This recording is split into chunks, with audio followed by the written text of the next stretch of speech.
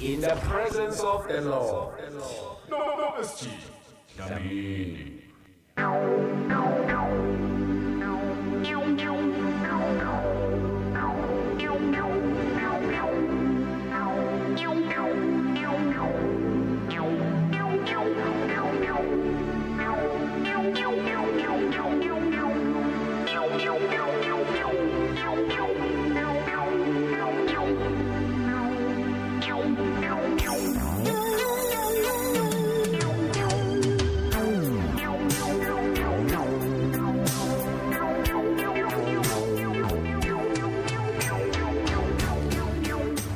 Siyabingelela bazalwane egameni likaJesu Kristu waseNazaretha. Thank you so much for tuning in.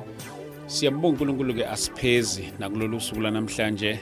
Siyabonga kakhulu bazalwane egameni likaJesu Kristu waseNazaretha. Ngibingelele ke umzimba kaJesu wonke la kufinyelela khona lezi inhlelo zethu. Ngiyazi ukuthi KZN is in the house, Eastern Cape, Western Cape, Limpopo, even Swaziland. Kanjani ngothi zangaphandle Nkosi yami. Siyabingelela kakhulu le kwelamangwane. Siyabingelela kakhulu bazalwane and even abroad. Thank you so much. Siyambonga uNkulunkulu ke egameni likaJesu Kristu waseNazaretha. Sesikhona ke bazalwane egameni likaJesu Kristu waseNazaretha kulomhlangano wethu wala egameni likaJesu Kristu. Namhlanje ke sinaye usisi oke wasivakashela ke kaninginyana la ohlelweni lethu okanye la kwi-platform yethu egameni likaJesu, ukuyena ke ozosipha izwi lanamhlanje egameni likaJesu Kristu. Mazi ngama-testimonies njalo namhlanje kuzosipha izwi lenkosi egameni likaJesu Kristu waseNazaretha. Siyabonga kakhulu ke bazalwane. Before we start the show, I would like us to pray. Sibonga uNkulunkulu nangaleli thuba egameni likaJesu Kristu waseNazaretha. Yes. Bekithi zama ukulink up umzalwane wethu lapha online obezosisiza ukuzivulela uhlelo lethu njengenjwayelo. Kodwa ke kukhona okusambambile ke kodwa ke sizoyiqhubeza egameni likaJesu Kristu waseNazaretha. Baba siyabonga uNkulunkulu wethu oyingcwele egameni likaJesu Kristu waseNazaretha. uNkulunkulu wethu onamandla onke, sesikhona oyingcwele ngegama likaJesu Kristu waseNazaretha. Baba wethu oyingcwele, siyathandaza uNkulunkulu wethu onamandla, uNkulunkulu wethu oyingcwele. Sesihlangene ngalolu hlobo namba abantwana bakho basibukele. uNkulunkulu wethu oyingcwele, uNkulunkulu wethu onamandla egameni likaJesu Kristu waseNazaretha. Siyathandaza ke Nkosi nakulolu suku lanamhlanje. We coming from different walks of life, my God. Siyathandaza Baba, izwi lakho malisiduduze, lisicomfort, lisinikeze injabulo. uNkulunkulu wethu oyingcwele, lihlangabezane ngokwezimo zethu egameni likaJesu Kristu waseNazaretha. Siyazi Nkosi, sibuka ngabe inhliziyo eziphukileyo, abanye baphoxekile. uNkulunkulu wethu oyingcwele, njalo Baba wethu onamandla, sicela izwi lakho uNkulunkulu wethu oyingcwele liyothinta loyana naloyana ngokwezimo zabo ezihlukahlukene egameni likaJesu Kristu waseNazaretha. Siyathandaza moya ingcwele uNkulunkulu wethu onamandla, yenzela ubuhle begama lakho uNkulunkulu wethu oyingcwele ngegama likaJesu Kristu waseNazaretha. Siyabonga Baba wethu omuhle, uNkulunkulu wethu ophilayo, in the name of Jesus. In the name of Jesus, in the name of Jesus, the name of Jesus Christ, the name of Jesus Christ. Igama likaJesu lodwa lona elavela emazulwini, uNkulunkulu wethu oyingcwele, siyathandaza sibiza lona uNkulunkulu onamandla, igama elinamandla eliphethe authority yonke ngegama likaJesu Kristu waseNazaretha. Baba wethu oyingcwele, Baba wethu onamandla, uNkulunkulu wethu ophakemeyo, nakulokho konke okwenzeka kule ndawo asinakho Nkosi nokuzibonga uNkulunkulu wethu oyingcwele kungenxa yomsa wakho Baba wethu oyingcwele ngegama likaJesu Kristu waseNazaretha. uNkulunkulu wethu oyingcwele, sithi sesenze konke kodwa uNkulunkulu onamandla imino yethu ikhombe wena uNkulunkulu wethu oyingcwele egameni lika Jesu Kristu waseNazaretha. Sesikwenze konke, sesidumisile, sathandaza, kodwa konke sikubuyisela kudumo lonke uNkulunkulu wethu oyingcwele ngegama lika Jesu Kristu waseNazaretha. Baba wethu onamandla, siyathandaza uNkulunkulu wethu ophilayo egameni lika Jesu Kristu waseNazaretha. Baba wethu oyingcwele, hlangabezana nezimo zethu ke namhlanje uNkulunkulu wethu ophilayo egameni lika Jesu Kristu waseNazaretha. Siyabonga Baba wethu onamandla onke, in the name of Jesus Christ we pray and we believe, egameni lika Jesu Kristu waseNazaretha. Amen. Thank you Jesus. Siyabonga kakhulu bazalwane egameni lika Jesu Kristu waseNazaretha. Siyambonga uNkulunkulu nakulolu suku namhlanje egameni lika Jesu Kristu waseNazaretha. Namhlanje ke sivakashele ke usisi wami lapha ngifalela usisi wami uKamazibuko. Ngikusho njalo ngithi uma isibongo siqala ngo-M ukama. Amen. Ngeke uvele uthi noma ungeke uthi uMazibuko phela ngoba sekuubaba lo. Sekuubaba lo, kodwa kithi ngapha isibongo singaqali ngo-M njengoba thina singu-D nje uDlamini, uyakwazi ukuthi uMadlamini. Manje wena masiqala ngo-M angeke ngivele ngithi uMazibuko, uMabaso. Angithi kuthiwa ukama noma kuthiwani? Ngiyazi ukuthi nendawo ayifani. Yabona abanye abantu bakwenye indawo banendlela yabo yokukhuluma izinto. Kuthiwa kaMazibuko. Kuthiwa kaMazibuko. Okay. Sho njalo. Alright. Ngiright kakhulu bhuti wami ninjani? Ngiyaphila nami. Siyabonga. Siyabonga kakhulu namhlanje sinawe ke egameni lika Jesu. Njengoba usivakashele. Ngifuna ukuthi abantu bami bakuzwe kahle. Uma uzohlala kanjalo ngicela ukusondezela le mic le ibe kuwena. Okay. Oh, okay. Oh.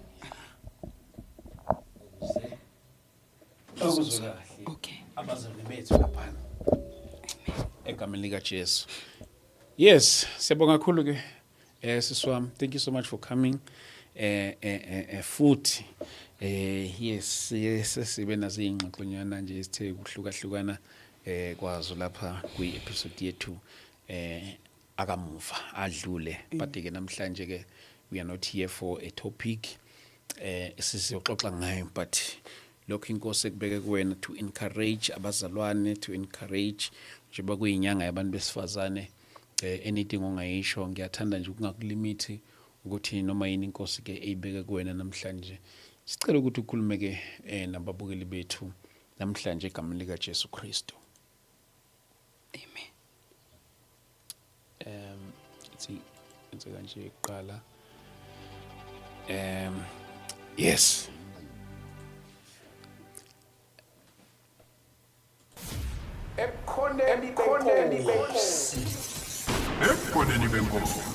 In the presence of the Lord.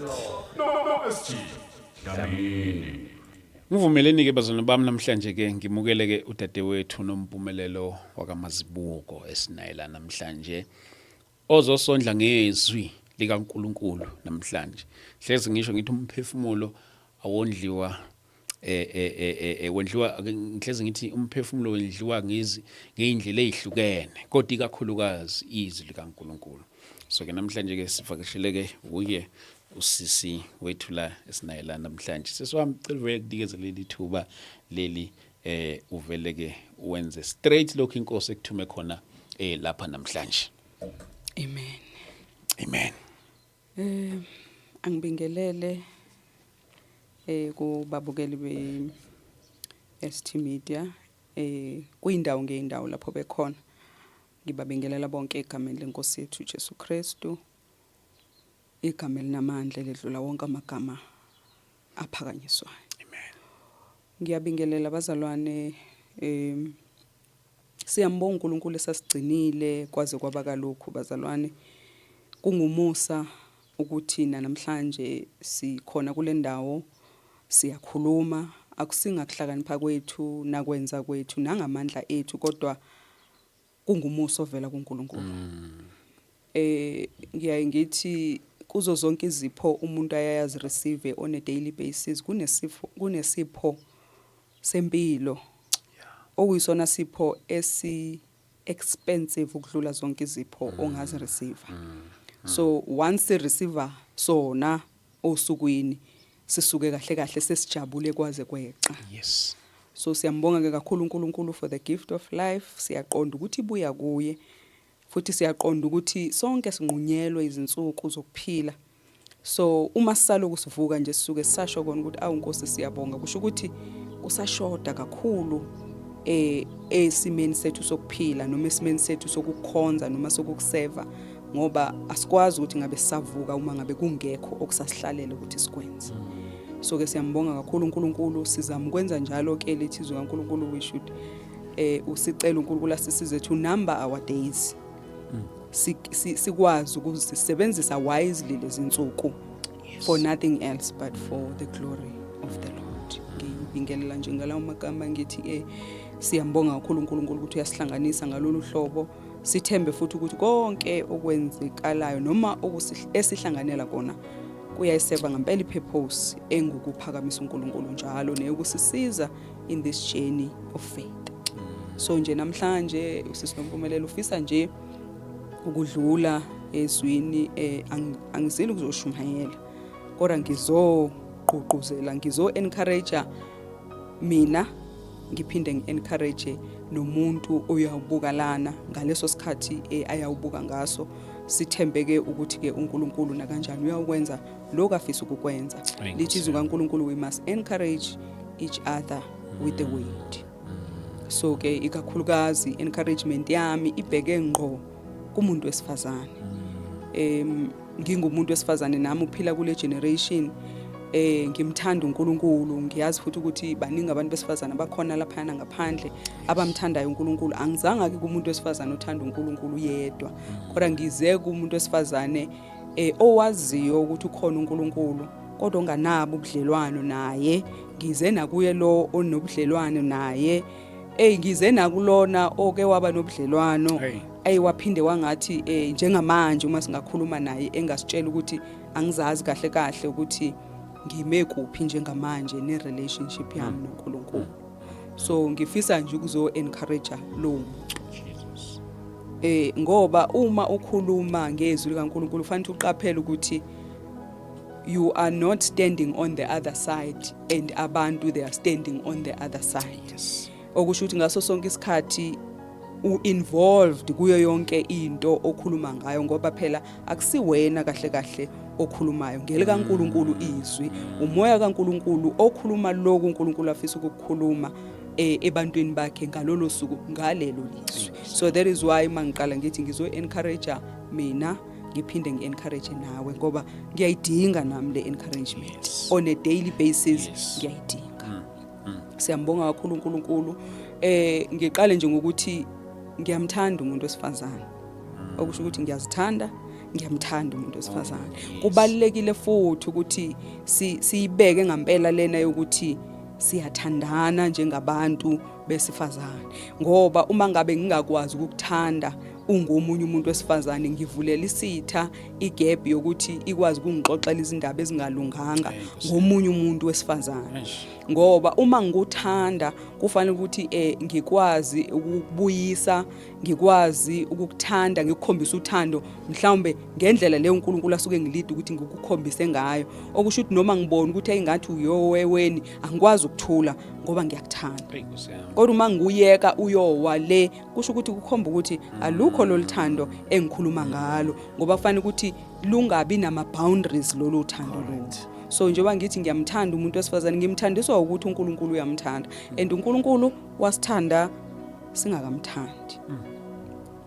Ukuze umuntu angeke kuba mude ngishilo ngathi angizwe ukuzoshumayela ngoba kahle kahle ukushumayela angikwazi kodwa ngikhuluma ngalendlela umoya ongcwele akhuluma ngayo. So ke iverse nje noma iscripture ngicela ukuthi sivule ngaso namhlanje ilesi nje esikwazi ukusicula noma silele esitholakala lapha yana encwadini kaMateyu chapter 6 verse 33.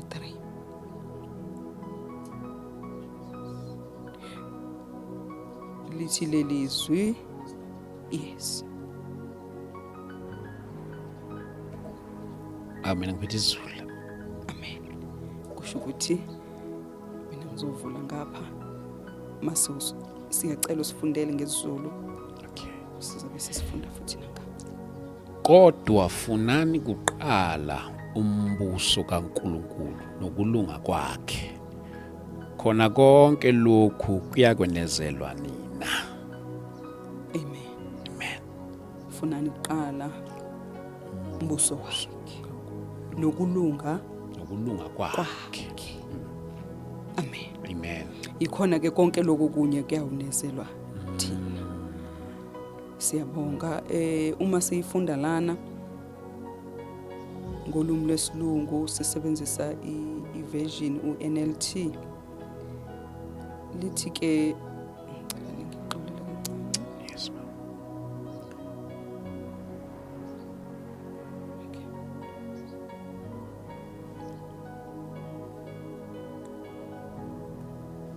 Amen. Okay. Lithi ke seek the kingdom of God above all else and live righteously and he will give you everything you need. Ngiyaqala ukufunda ngale version leli verse. Ngijwayelele seek first the kingdom of God and his righteousness and all. Kodwa ke ngathi ngiyayithanda. Seek the kingdom of God above all else and live righteously and he will give you everything you need. Bazalwane ngifunda leli verse ngoba njengomuntu wesifazane kubalekile kakhulu ukuthi sazi ukuthi kulindelekeni ngathi embusweni kaNkuluNkulu. Lithi kizo kaNkuluNkulu we must seek first the kingdom. Okusho ukuthi endleleni yethu yokumkhonza uNkuluNkulu sidinga ukuhloma ngokuthi sifune umbuso kaNkuluNkulu kuqala nokulunga kwakhe. Asidingi ukufuna lokho kunye athe kuyawunezezelwa thina kuqala bese sigcina ngokufuna umbuso kaNkuluNkulu. Ngisaqhubeka lapho umuntu wesifazane uyadinga ukuthi abe rooted kuChrist. Ukuze abe rooted kuChrist kufanele ukuthi abe nobudlelwane naye uChrist obungena kunyakaziswa obutholakala ngokuthi lo muntu wesifazane afune umbuso kaNkuluNkulu kuqala. Ziningi izinto njengomuntu wesifazane engingathi ngiyazidinga kwijeni yami yokukholwa eziyokwazi ukuthi zingisize na kuyo lendlela. Kodwa lezi zinto lithi izwi likaNkuluNkulu asikwazi ukufuna zona kuqala kodwa sidinga ukuthi sifune umbuso kaNkuluNkulu kuqala. Sesikholwa ke bazalwane uma ngabe kuukuthi irighteousness kaNkuluNkulu akusiyona into esifune kuqala nombuso wakhe siyoshayisa njengabantu besifazane. Mhlambe siyolideleka kwi-journey of faith engahambisani qobo nendaba yombuso kaNkuluNkulu. Ngisakhuluma kanjena namhlanje kahle uma ngithi seek first the kingdom of God ngizothi ke umuntu wesifazane udinga ukufuna noma ukuqonda ukuthi wena ungubani ulethelweni la emhlabeni ngalesi sikhathi ngoba bekungenzeka ukuthi ungabe ukhona ngesinye isikhathi mhlawumbe bekungenzeka mhlawumbe uzalwe kwenye ifamily noma yipi kodwa kwathekethakala ukuthi uzozalwa kulomndeni mhlawumbe uzushadele kulowayana noma yini uphile kule generation ngalesi sikhathi. So you need to understand ke manje ukuthi ngingubani njengoba sengizazi ukuthi ngingubani ake sithi kulo osemamkelela uKristu ngoba iidentity yethu siyithola kuChrist useyayazi identity yakhe. Ithini ke ipurpose yakho siswami mawami gokwami intokazi esencane esakhulayo? Kungenzeka yini ukuthi wena nje you were just born ukuthi uzovuka udle uzovuka ugeze udle ulale mhlawumbe emsebenzini nako ngabe kuphelele nje lapho na njengomuntu wesimame noma njengomuntu wesifazane kule generation? Uma silideleka kuleyo ngicela siphinde sifunde futhi so wafunda nje mhlawumbe azoba maningana amavesi lapha encwadini yamaRoma uchapter 12 sizofunda nje abemabili kuphela la wasekuqaleni. AmaRoma 12 chapter Verse 1 verse 1. no verse 2. Ngakho ngiyanincenga bazalwane ngobubele bukaNkulunkulu ukuba ninikele imizimba yenu ibe ngumnikelo ophilileyo, ongcwele, othandeka kuNkulunkulu, kube ngukukhonza kwenu kokuqonda. Ningalingisi lelizwe, kodwa niguqula isimo ngokwenziwa ibe yintshinqondo yenu ukuze nibe nokuhlolisisa okuyintando kaNkulunkulu, okuhle nokuthandekayo nokupheleleyo. Amen. Imnandizwe kaNkulunkulu. Nkosi yami. Uma ngifunda la ngeamplified version ithi isihloko nje sakhona simnandi sithi dedicated service. Nkosi yami. Verse 1, therefore I urge you, brothers and sisters, by the mercies of God, to present your bodies, dedicating all of yourselves, set apart, as a living sacrifice, holy and well-pleasing to God, which is your rational, logical, intelligent act of worship.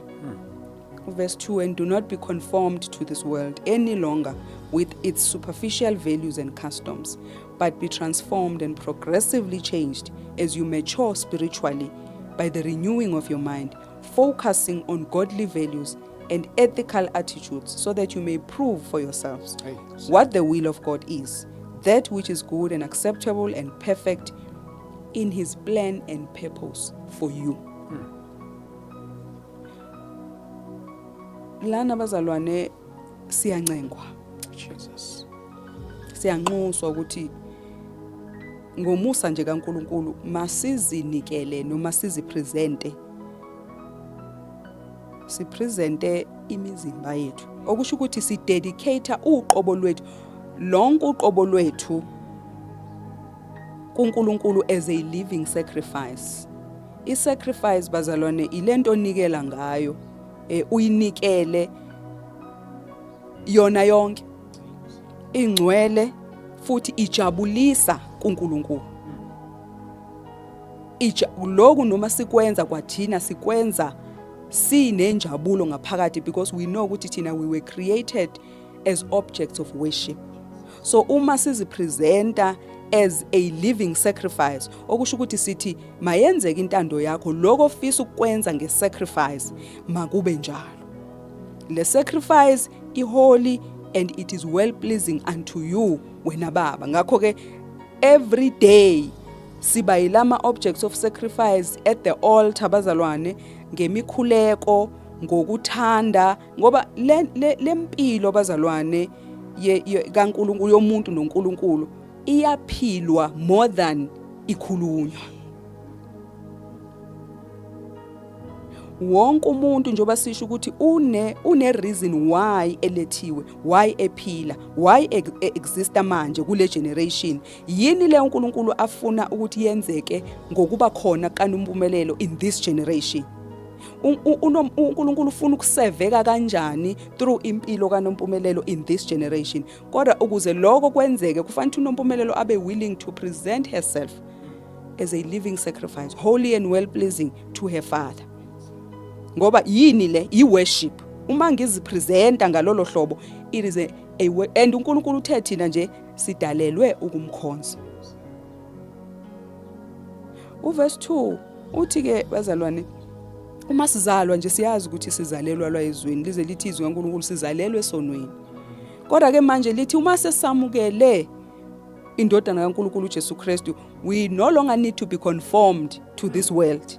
Ngoba ngesikhathi sizalwa lelizwe leli noma lomhlaba usifundisa indlela yawo yokuthi umuntu uhamba kanje, uphila kanje nakho konke lokho. Kodwa the minute ke manje samukela uJesu Kristu, uthi ke manje asisakwazi ukucabanga njengendlela ebesicabanga ngayo, nangendlela ebesenza ngayo asisakwazi ukuthi senze ngayo. We no longer conform to the standards zaleli lizwe, because we understand ukuthi thina siyicaliber ehlukile elalela uNkulunkulu, sitransformekile ke manje, and usuku nosuku we are being changed or being transformed progressively. Siya maturisha.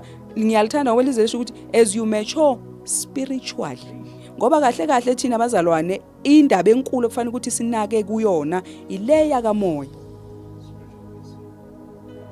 Uthi uNkulunkulu abamkhonza efanele bamkhonze ngomoya nangeqiniso, ngoba inyama vele sina inyama bekuyitransport bazalwane ukuthi angeke ukwazi le soul ukuntanta nje emoyeni, so idinga lo mzimba ozoyitransporta.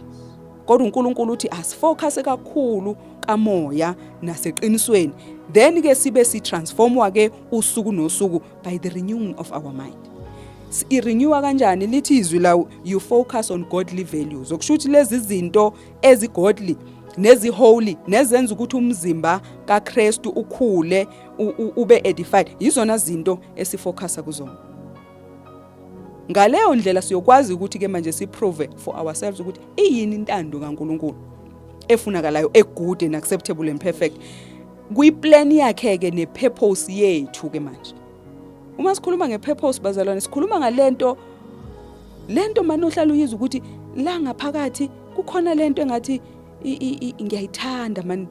Okay, ake singasho ukuthi ngiyayithanda, kodwa kube nalento ozwa ukuthi unomthwadlwana ukuthi ngabe ngenza ukuthi mhlambe kukhona okwenzayo, but kukhona lesi sikhala esisalayo sokuthi yazi kahle kahle ngiyathanda ungathi ngabe ngiyanakekela, ngiyathanda ukuthi ngabe ngikhulekela abantu, kodwa manje mhlamba angafinyelele ekukwenzeni nasekuqaleni, kodwa ngiyazi ukuthi inhliziyo yami inokuthanda ukwenza lokho, ngoba lento iveli kuphi ila ngaphakathi. Kodwa ngesikhathi singakazi ngayo siba nalento ukuthi nje engathi kunesikhala, engathi angenzi lokho, engathi kuukuthi nalokho up until uNkulunkulu aloku ekusiza nize nifinyelele kudiscoveration ukuthi kahle kahle iyini le purpose. Wonke umuntu akekho noyedwa abazalwane ophilayo namhlanje onganayo ipurpose, onganaso isizathu sokuthi yena kungani ekhona njengamanje, kungani alethwa kule ndawo yasemhlabeni. So ke ngiqoquzela nawe ukuthi masenze sure sisiwami mawami ukuthi asihambi ipurpose singazange sayidiscover ukuthi siobani. And uma ungakayidiscover ipurpose uyezwa sikhona lesi sikhala, there is this void eshoyo ukuthi kukhona la kokusashoda. Sowuphilile mhlambe washada wanabantwana wasebenza wenza, kodwa khona this something I don't know ukuthi yini le missing link, but there's this something eshodayo. Usuke kushoda ukuthi kunesikhala ongekho active kusona esinikezelwe nje wena, and njengoba ungenzi lutho wena ngaleyo nto yaleso sikhala, akekho umuntu futhi omunye onikezelwe ukuthi uzongena kuleso sikhala. Kuyenzeka abazalwane sibe so active, ake sikhulume nje mhlambe size kwi-purpose regarding mhlambe endlini yenkosi. Kutholakala abazalwane uactive ngalolu hlobo, uactive uyavangela, mhlambe uyadumisa, mhlambe wenzani nakho konke lokho, kodwa uthola ukuthi kunalo specific purpose ofunakalayo ngonompumelelo. Akahlabele uyadumisa Nkosi yami unompumelelo and umthole khona ngaso sonke isikhathi, uma kufanele kuyovangelwa nange uyagijima uphambili nani, kodwa manje abazalwane konke lokhu uyakwenza, kodwa into ebizokwenza ukuthi akore kakhulu ile yana le ayakhe anikezelwe yona, akakori ngoba akekho lapho.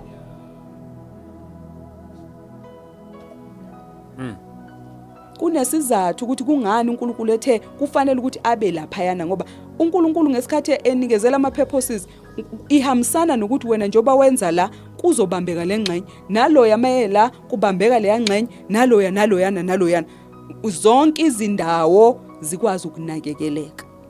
Kodwa uma ngabe uthola ukuthi ukhona endaweni kodwa manje leyane yakho ayivaliwe umuntu, kusho ukuthi kukhona la silaborisha in vain khona. So kubalekile kakhulu ukuthi uNkulunkulu asisize sikwazi ukufinyelela la. And the other part ebalekile kakhulu ileyo ukuthi uma wazi ipurpose yakho, ukwazi ukuba ne-relationship ephelele ethe ncama noNkulunkulu ngoba yonke into wena oyidingayo for this purpose ilele kuNkulunkulu uqobo lwakhe.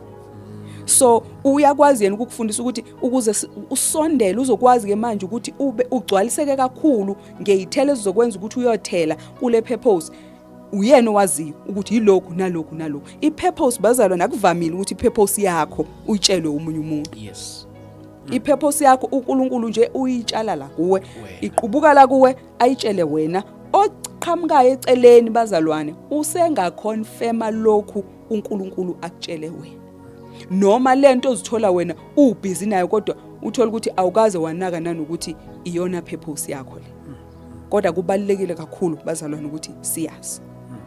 Ngoba uma siyazi iyi-weapon enye enkulu esikwazi ukuthi sidominate ngayo in this kingdom against ikingdom yobumnyama. Yeah. Ngoba usuku usuzazi yabona i-knowledge inamandla ngendlela esimanga. The minute uzazi ukuthi ubani u-operator in your purpose.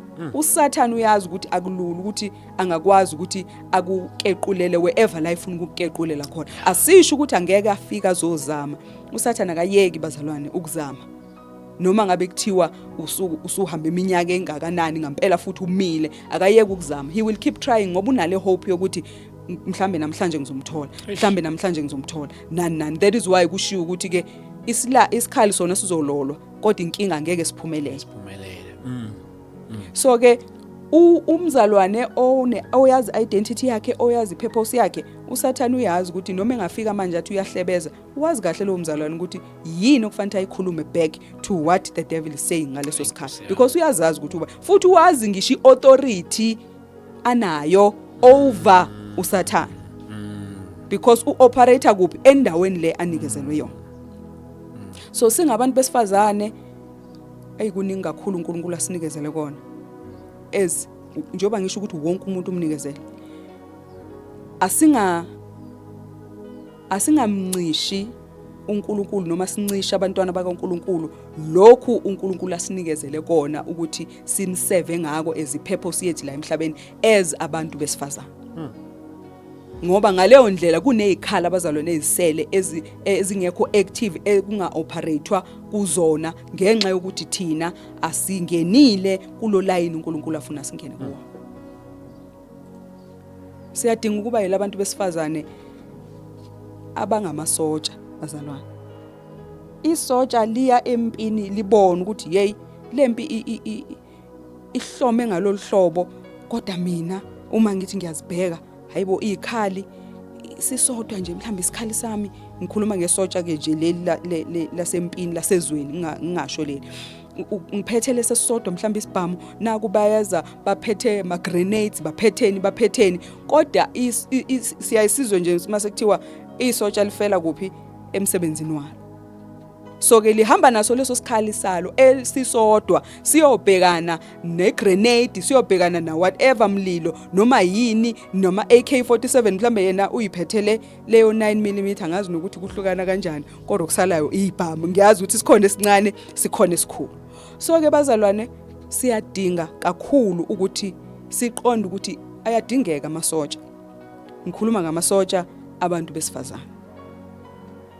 Siyadinga ukuyithatha indawo yethu uNkulunkulu asinikezele yona ngama purposes ethu a different ukuthi sikwazi ukuthi bazalwane singene senze lokho kufanele ukuthi sikwenze ngempela uNkulunkulu akwazi ukuthokoza ngoba lithi we must be well pleasing to God.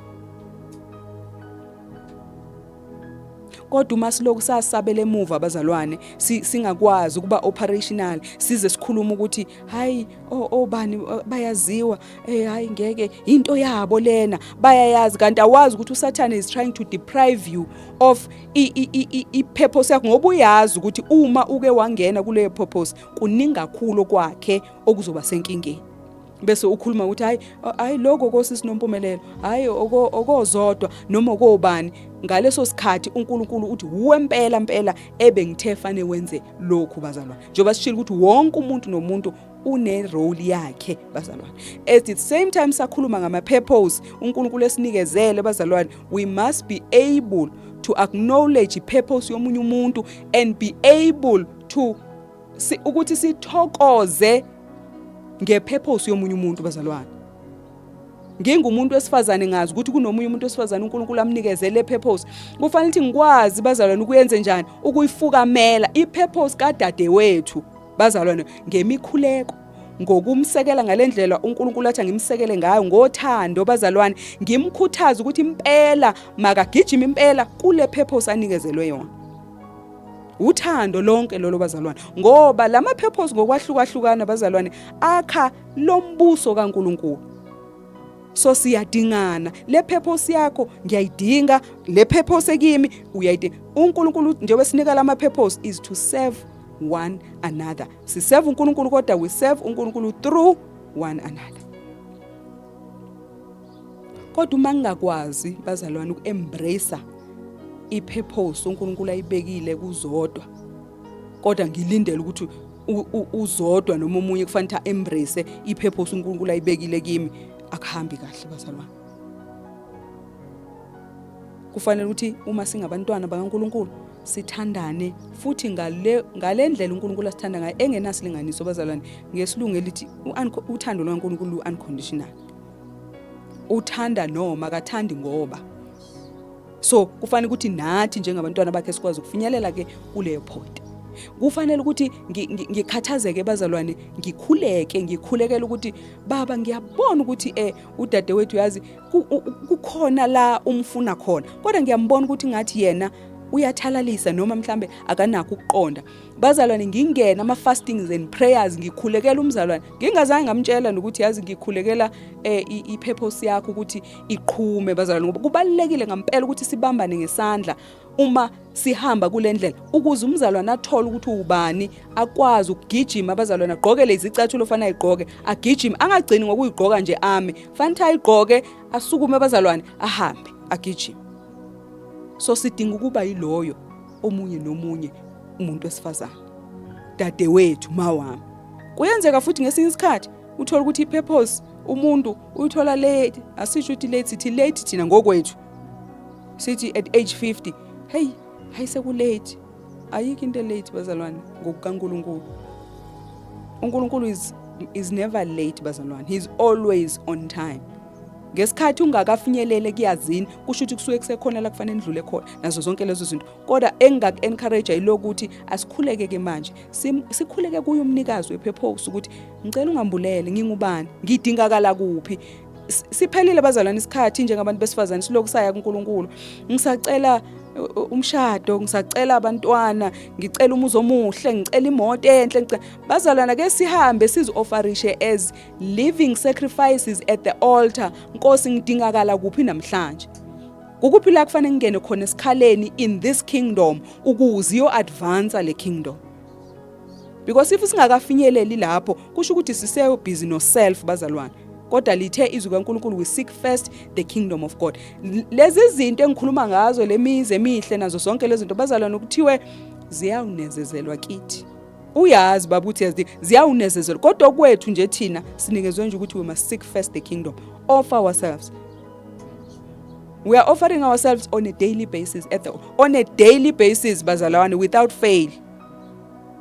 Asikho isikhathi sokuthi hayi insuku zokuphumula lezi nami ke ngirelax ayikho leyo nto kulombuso ngoba exactly nalo omunye umbuso who is working against us akurest abazalwane. So engazathi uNkulunkulu angasisiza njengabantu besifazane balesi sikhathi uku-understand ipurpose yethu noku-understand ukuthi sidinga ukusupporta ama-purposes ahlukahlukene kaNkulunkulu ebantwaneni bakhe ngokwahlukahlukana ukuze bazalwane lo mbuso uzoma u-advance uqine ukwazi uku-operate ngale ndlela okufanele ukuthi u-operate ngawo. If futhi siyoqonda nanokuthi ayikho ipurpose ozothi mawuhleli uthi hayi mina eyambele bayazi eyami ngaphezulu kweyabo eyami zonke cha sizoseva la bazalwane.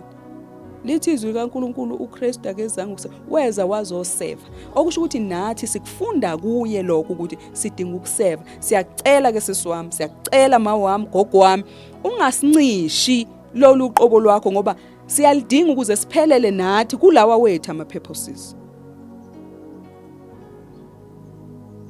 Siyadingana bazalwane.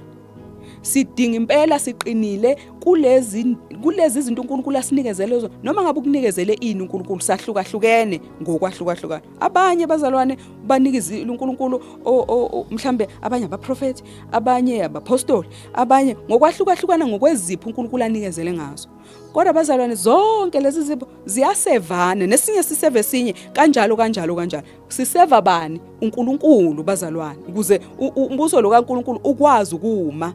Lapho uNkulunkulu akunikezela khona, wathi nje mhlawumbe wena umuntu wokunakekela, ngifuna unginakekelela abantu bami ngalolu hlobo. Mhlawumbe thatha isikhathi sakho uphume, upheke ukudla kwakho, uhambe uyongiphela abantu bami kuphi. Ngaleyo ndlela uNkulunkulu akunikezele ngayo, qina kuleyo ndawo. Ngoba inikezelwe wena, yenze bazalwane uyenze ngokuthokoza yonke lento. Uyenze ngathi uyenza kuyinkosi. On a daily basis bazalwane, on a daily basis. Omunye nje unikezele ukuthi wena uzophumpela uthatha umbhobho uhamba uyoma etaladini wena. Bazalwane kwenze ngokuthokoza, without complaining, without grumbling ukuthi hey semide iminyaka kade ngangenza. Ngoba uma wenza ipurpose bazalwane, ipurpose iyona ekunikeza ijoy. The minute you complain when you are doing something, thola ukuthi yini kahle ofanele ngabe ubusy ngayo, ngoba akusiyo leyo. Ngoba uma ubusy nepurpose, kufanele ukuthi noma ubuya khona ungene endlini ukhuleka ubonge enkosini ukuthi usubuyile, uzwe ukuthi bazalwane, uzwe le joy omunye umuntu angeke azayiqonda ngenxa ukuthi ubuwenzani, ubuwenza lento ozalelwe ukuthi uyenze.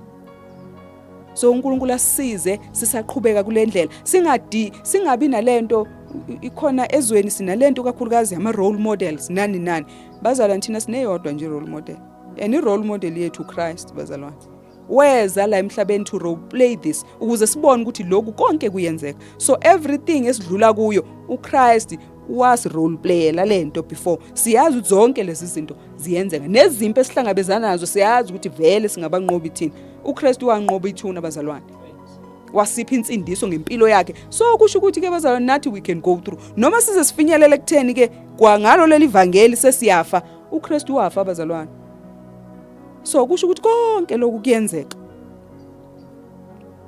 Akusilidela abazalwane evesini lethe lilandelayo etholakala encwadini yamaGalatians chapter 2 verse 20. Amen.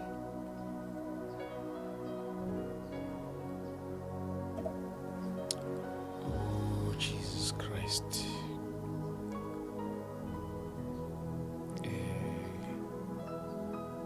Chapter 2 verse 20. Amen.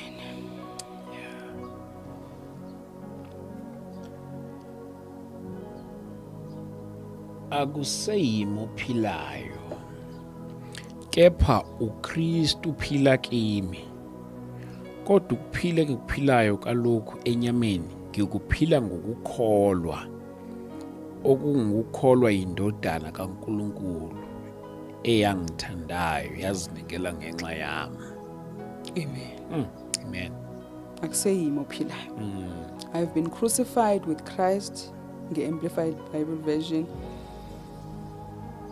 Letty, that is, in him I have shared his crucifixion. Kade siqeda kusho ukuthi zonke uKristu lezi zinto udlulile kuzo, so we have shared in his crucifixion.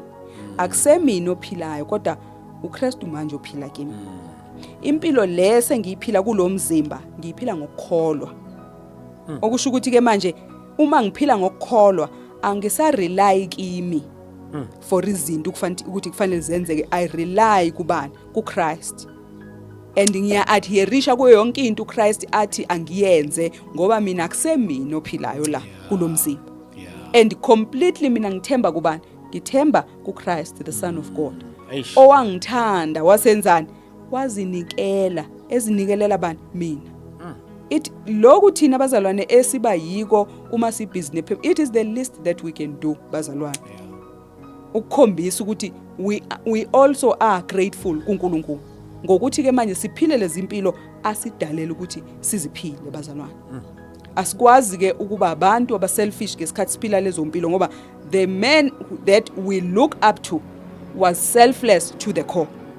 okusho ukuthi nathi ke njengoba nje sifunda kuye sihamba ezinyathelweni zakhe bazalwane, indlela ayeyona icharacter yakhe konke bazalwane silandela lapho.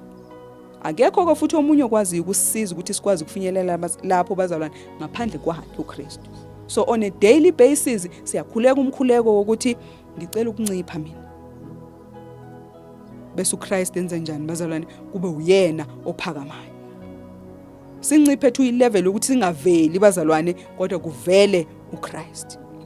And sesikholwa ke sesibhizi nama purposes ethu, makungafiki nakancane ukuzigqaja ngawo noma ukuziqhenya ngawo to extent yokuthi azange besazi noChrist ukuthi usese ngowami yini lo mntwana ngoba uyena manje azibeka phambili, mina angisazi lutho ngoba udumo lonke bazalwane njengalokhu uphila uChrist kuwe, udumo lonke lubhilonga kuChrist. Akwazi ukuthi umuntu angafika kunikeza amandla okwenza into bese utholakala wena ngesikhathi sewuyenzile into sekuwuwe yenzi. Akusiwena owenze lento, yilo muntu la ngaphakathi kwakho and akayishare iglory nomunye umuntu, even yourself ekwenzile lokho through wena. So ngaso sonke isikhathi bazalwane sisahamba endleleni njengabantu besifazane kufanele siqonde ukuthi impilo zethu zingezokuphilela uNkulunkulu, le purpose ingeyokuserve uNkulunkulu, le purpose ingeyokuthinta impilo zabantwana bakaNkulunkulu on a daily basis. Ngakho kufanele ukuthi ngiyiphathe ngesandla esihle esinesineke bazalwane esokunakekela. Sidlulele kwi scripture silandelayo sitholakala ku 2 Timothy chapter 2 verse 15.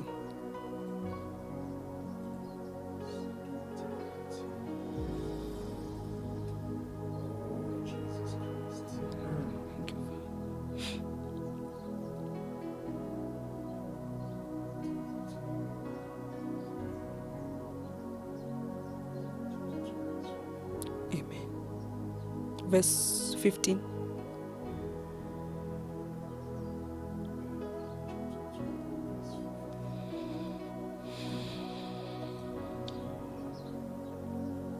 Khuthalela ukuba uziveze uthembekile kuNkulunkulu, isisebenzi esingenamahloni esiqondisa kahle izwi leqiniso. Amen. Sikwenza konke lokhu bazalwane njengabantu besifazane. Ngifisa ukusiqoqozela kule era nakule generation nakule season bazalwane. Masihlaleni ezwini likaNkulunkulu. Ngikhuluma especially nomzalwane osindisiwe wamkela uKristu as their Lord and Savior. Umuntu wesifazane ukuze wazi ngezindlela zika baba wakho, you need to invest more time in reading the word of God, asking the Holy Spirit to help you ngesikhathi ulifunda ukuze uzakwazi ukuliqonda, ukuze uyokwazi nokuli-apply. Ukuze futhi noma kufika ikhathi la kungathi kune information efikayo ongayiqondisisi, uyokwazi ukuthi ugijimele khona ezwini ukwazi ukulungisa ngalizwi. Uma ukuthi kufanele kube khona okulungisayo ulungiseke, uma ngabe kufanele ukuthi kube khona ongakuthathi awuyikukuthatha ngoba izwi lithi cha akunjalo.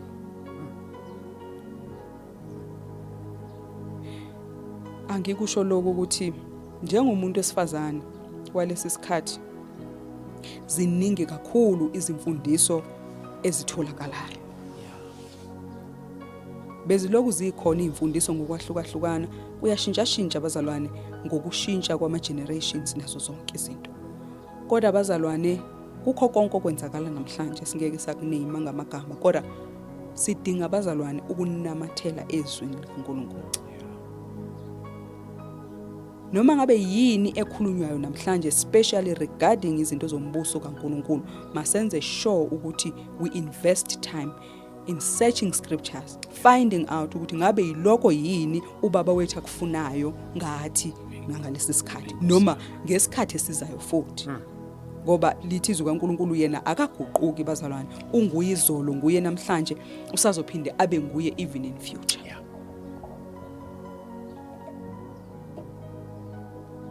Siqwashisiwe kakhulu ngesikhathi esidlula kusona.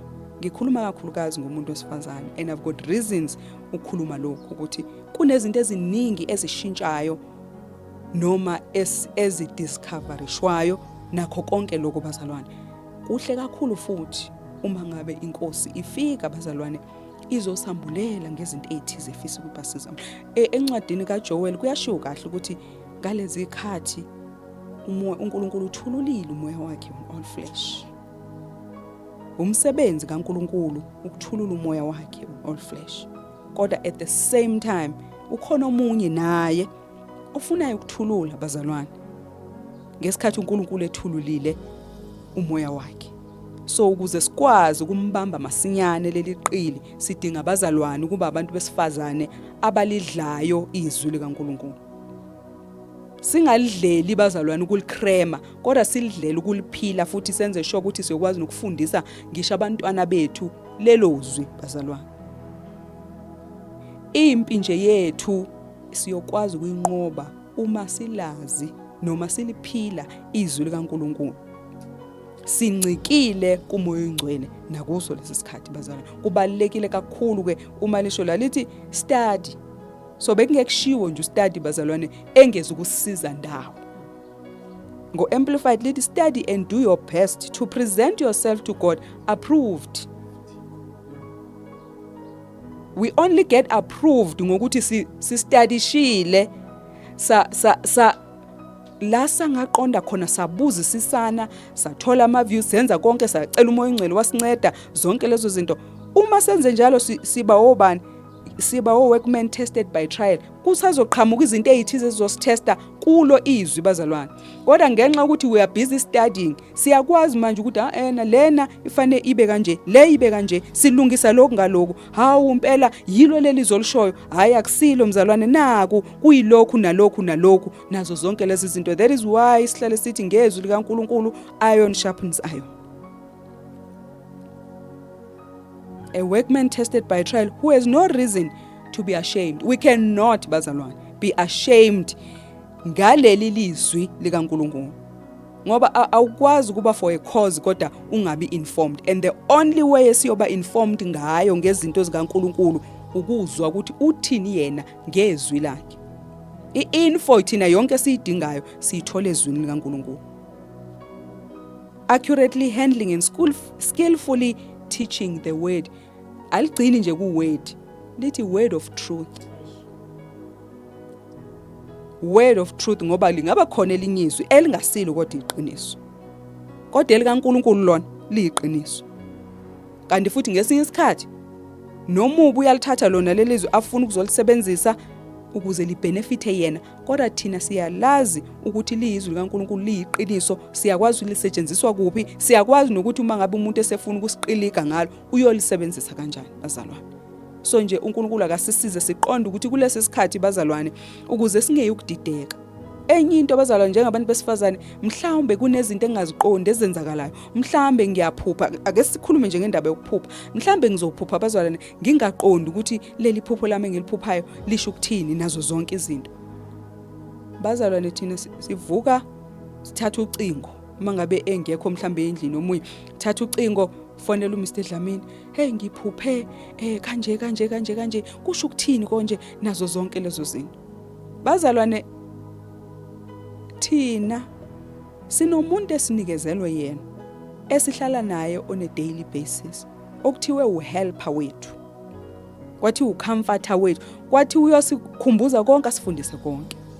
Ngakho ke bazalwane uma ngingaqondi iphupho lami mangivuke ngikhuleke ngimcela uNkulunkulu ukuthi ngicela ukuthi leli phupho ngiyafisa ukuliqonda, kodwa njengamanje angiliqondi, kodwa ngiyacela ukuthi alibuyise kwi-understanding yami ukuze ngingeke ukumisa anything obekufanele ukuthi mhlawumbe ngiyenze regarding leli phupho, noma bekufanele ukuthi ngiyibalekele regarding leli phupho, noma bekufanele ukuthi ngiyikhulume regarding leli phupho.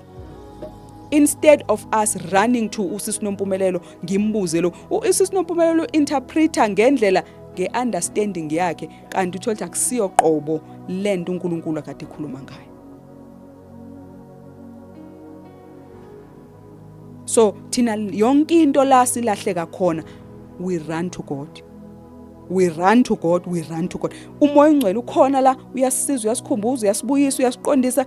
uma ngingaqondi nje angingaqali ngigijime. Angisho futhi bazalwane ngingazwakali kabi ukuthi ku wrong ukuthi ukhulume nomzalwane ngeze cha siyakhuluma impela bazalwane ngampela futhi ngiyabuza ukuthi hayibo uyazi konje lokho kwenzeka kanjani uma kunje nani kodwa kunezinto bazalwane eziyogcina information iloku igcina isale endleleni igcine igist ye message ingazwakalanga ngoba wena uhambe wayifuna kwenye indawo engabe uqale la mthembe nje ukuthi yazi njengaloku ungayi-understandanga lento kodwa uyikhumbula uzokwazi ukuyibuyisa. uNkulunkulu wethu bazalwane uthembekile akasiyena uNkulunkulu ongathembekanga ukuthi ngiyokujikijela ngalelo phupho nje futhi noma ungali-understandanga ngeke ngiphinde nje ngifisa ukuthi ngikwazise ukuthi bekwenzakalani. Uyafuna nokubona ukuthi ngabe sinayo ini relationship nalomuntu ukuthi uzobuya kimi asho ukuthi hayibo ngiyadideka lana ngicela ungisize. Kumuntu wesifazane nje obukela namhlanje ongakholwa onganabo ubudlelwano noChrist ngiyafisa ukusho ukuthi kukhona okushodayo mntaka baba. Kukhona okushodayo njengaloku sila emhlabeni. Njengoba size la emhlabeni size for a reason. Asingahambi thina emhlabeni noma ungahambi wena ungazange usinikezele lokho kula. Kukhona mntaka baba lapho kuwe siyakudinga. Asimamukele uKristu. Ngeke ngithi kwesinye isikhathi kuba nalento ukuthi athi umuntu ayi lento yenu yokukholwa injena mhlawumbe usebone mina mhlawumbe ngikhuzuka noma ngenzakalani nani athi nje hey angifisi yonke leyo nto leyo nazo zonke lezi awuye asiyazi yakhe ijeni mntaka baba ukuthi uyahamba kanjani. Nama purposes ethu awafani.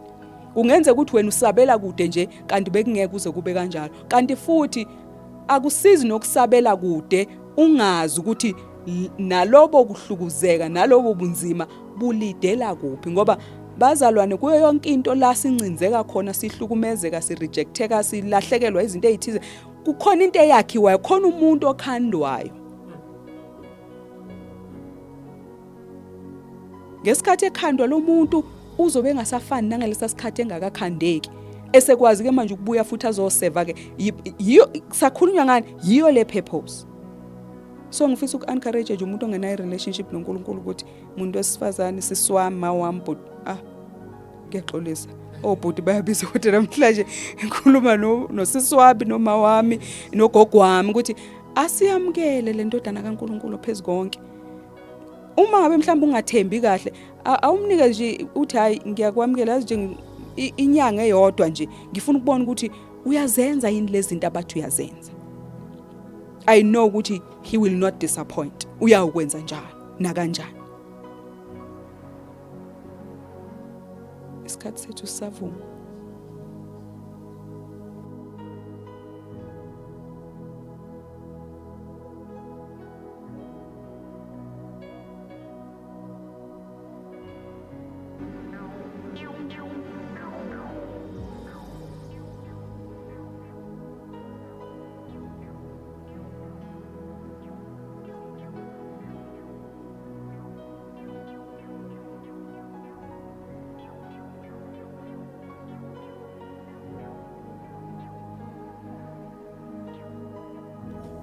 Yeah, bazalwane sihleli naye usisi wami la unompumelelo Masiboko.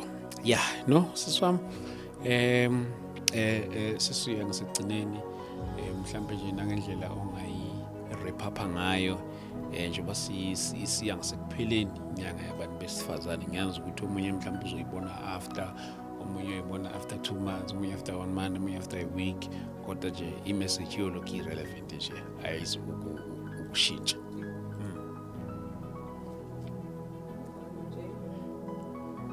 Ngicela ukuvala laphana ngescripture sitholakala angeke sisasivula kodwa sitholakala laphana in the book of Psalm 37 verse 4. Lithi izwi laNkulunkulu laphana, delight yourself also in the Lord. Yes. And he will give you the desires of your heart.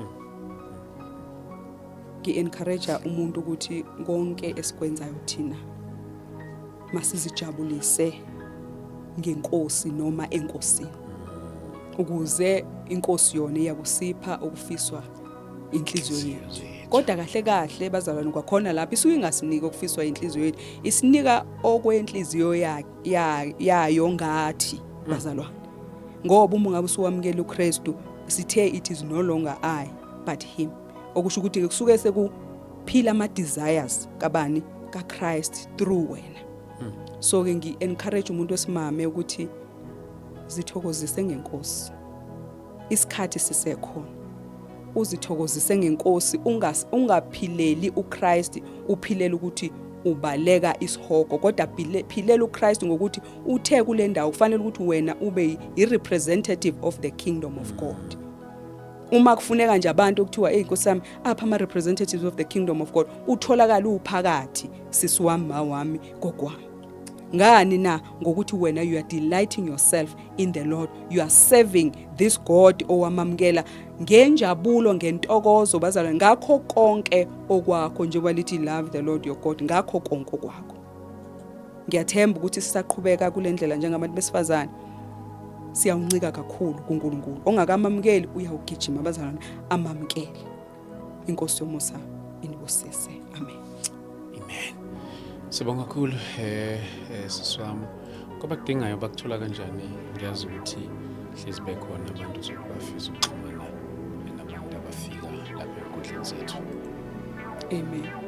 Engiqale ngokuthi nje ngiyathokoza kakhulu. Angisho lokho. Ngiyathokoza kakhulu ukuthola imilayezo, ukuthola ama-calls avela kubantwana bakaNkulunkulu ngaleyo ndlela asuke ngena ngayo. Kuyintokozo eyisimanga. Ngiyatholakala abazalwane inambeni e078 098 7068. Manje iphinda u078 098 7068. Ungangithumelela umyalezo weWhatsApp noma ungifonele, ayikho inkinga abazalwane. Kodwa futhi ngisho ukuthi makwenzeka ngingaphenduli ngalolo suku, kuyenzeka abazalwane kube kuningana kube yilokho nalokho, kodwa engifisa ukuqinisekisa ngakho ukuthi angeke ngihlale ngingaphenduli. Na kanjani ngiyawuphendula. Ngiyabonga inqwaba yosisi omama obhuti enginabo abagcwele zonke indawo ukwamukeleka ngalendlela abazalwane. Ngiyaye ngithi alikho nelilodwa idolobha la eSouth Africa abazalwane engalala egarage noma epolice station, ngoba bakhona ubhuti bami, osisi bami, omamami kanjalo nogogo. Amen. Wow, siyabonga kakhulu siswami. Inkosi mayisigcinele wena futhi phinde sibonane futhi la inkosi yosenzela khona ithuba lokuthi phinde sihlangane. Inkosi mayigcine siswami. Amen. Sibonga kakhulu. Siyabonga kakhulu bazalwane, siyabonga kakhulu. uNkulunkulu makanigcine lapha emakhaya. Asibonane kwi-episode yethu elandelayo. uNkulunkulu anigcine nje anifihle lapha emakhaya egameni lika Jesu Kristu waseNazaretha. Amen.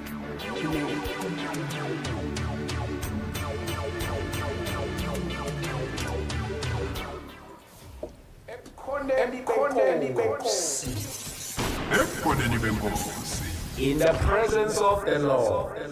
No, SG. Dlamini.